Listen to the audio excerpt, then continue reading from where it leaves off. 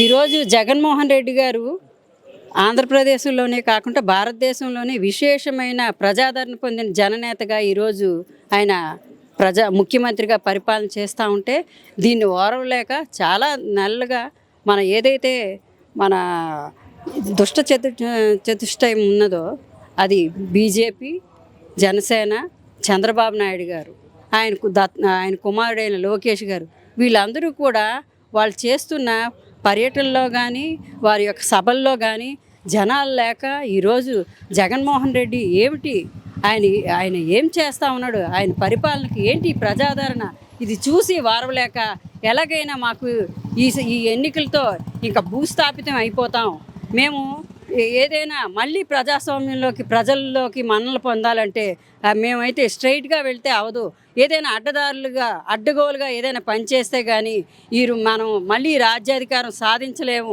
అనే ఒక దుష్ట ఆలోచనతో ఈరోజు ప్రజాస్వామ్యంలోనే ఒక చీకటి రోజుగా మేమైతే పరిగణిస్తూ ఉన్నాము. ఈరోజు ఒక 420 దేశంలోనే ఎవరికీ లేని ఈ 420 చంద్రబాబు నాయుడు గారు చేస్తున్న ఈ చర్యల్ని మేము తీవ్రంగా మేమందరం కూడా ఎవరైతే ఈరోజు దేశంలో అవసరం అంటారు, జగన్ మీద దాడి చేయవలసిన అవసరం చంద్రబాబు ఏమంటారు? 2019 ఎలక్షన్లో కూడా జగన్మోహన్ రెడ్డి గారు ప్రజా సంకల్ప యాత్ర చేస్తే ఆ రోజు కూడా కోడికత్తి ద్వారా ఆ రోజు కూడా ఆయనపై హత్యాయత్నం చేశారు. ఆ రోజు దేవుడు ప్రజలు ఆశీస్సుల వల్ల ఆయన 151 సీట్లు సాధించడం జరిగింది. ఇప్పుడు కూడా వాళ్ళు ఒక అక్రమంగానే వస్తారు కానీ ఈ రోజు దాకా ఆయన సక్రమంగా విజయాన్ని సాధించిన ఒక్క దాఖలాలు కూడా లేవు. ఇలాగ అడ్డుగోలుగా ఏదో ఒకటి చేయాలి, జగన్మోహన్ రెడ్డి గారి యొక్క ఈ ప్రజాదరణని ప్రజలను పక్కదోవ పట్టించాలి అనే ఒక ముఖ్య దురుద్దేశంతోనే ఈరోజు ఆయన చేశారు, ఖచ్చితంగా చేశారు. ప్రజలకు సమాధానం చెప్పాలి.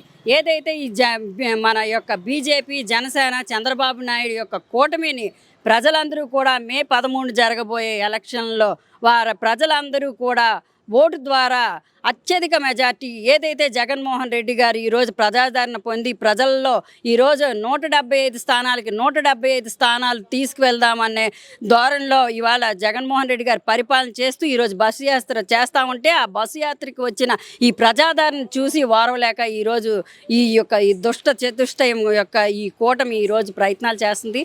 అవి ఎన్నటికీ కూడా నెరవేరవు. పైన దేవుడున్నాడు, ఇక్కడ చంద్రబాబు చేశారని ఇంకా ఎంక్వైరీ జరగలేదు, ఏం జరగలేదు, లేదా పలానా కార్యకర్త చేశారనో ఫాలో ఎక్కడ చెప్పకుండా చంద్రబాబు నాయుడు మీద ఈ నెపం నెట్టేయడం ఎంతవరకు కరెక్ట్ అనేది టీడీపీ వాదన. ప్రజాస్వామ్యంలో ఎవరైనా ప్రజల కొరకు by the people, of the people, for the people అని ఎవరైనా ప్రజాస్వామ్యంలో గెలుస్తూ ఈరోజు ప్రజా పరిపాలన చేస్తున్నారు.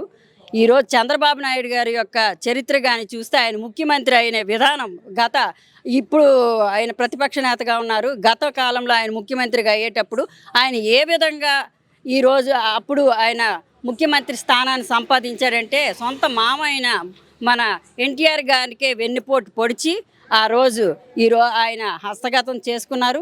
తర్వాత కూడా ఆయన అదే చేశారు. బైఫర్కేషన్ కూడా చేసి ఆ రోజు కూడా బైఫర్కేషన్ చేసేటప్పుడు రాష్ట్రానికి, ఆంధ్రప్రదేశ్కి ఈయన కూడా ముఖ్య పాత్ర వహించాడు.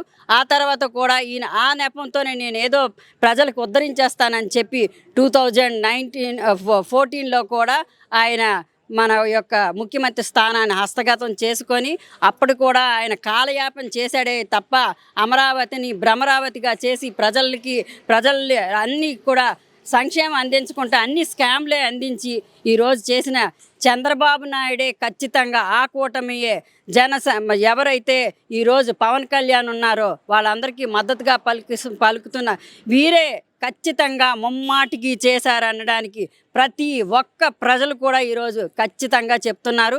దీనికి ఆయన సమాధానం తప్పకుండా చేసిన వాళ్ళకి శిక్ష పడాలంటారు. ఏం చెప్తారు దీనికి? తప్పకుండా ఇవి ప్రజాస్వామ్యంలోని ఈరోజు మనం అందరూ రేపు మే 13వ తారీఖున ఎలక్షన్కి వెళ్ళబోతున్నాం. ఇప్పుడంతా కూడా ఎలక్షన్ కమిషన్ వారి ఆధ్వర్యంలో ఈరోజు ప్రతి ఒక్క చర్య జరుగుతూ ఉంది. ఇలాంటప్పుడు ఇంత హేయమైన చర్యలు చేసిన ప్రతిపక్ష కూటమిని తప్పకుండా కూడా మనం ఎవరైతే ఎలక్షన్ కమిషన్ వారిపై తగు చర్యలు తీసుకోవాలి. వాళ్ళ యొక్క ఉద్దేశం ఏమిటంటే ఈరోజు మే 13 జరగబోయే ఎలక్షన్ని ఎలాగైనా ఆపాలి. ఇంత జననేత యొక్క ఈ ప్రజాదరణ చూసి ఈ నెలగైనా ఆఫ్ చేయాలంటే ఏదో ఒక ప్రయత్నం చేయాలి.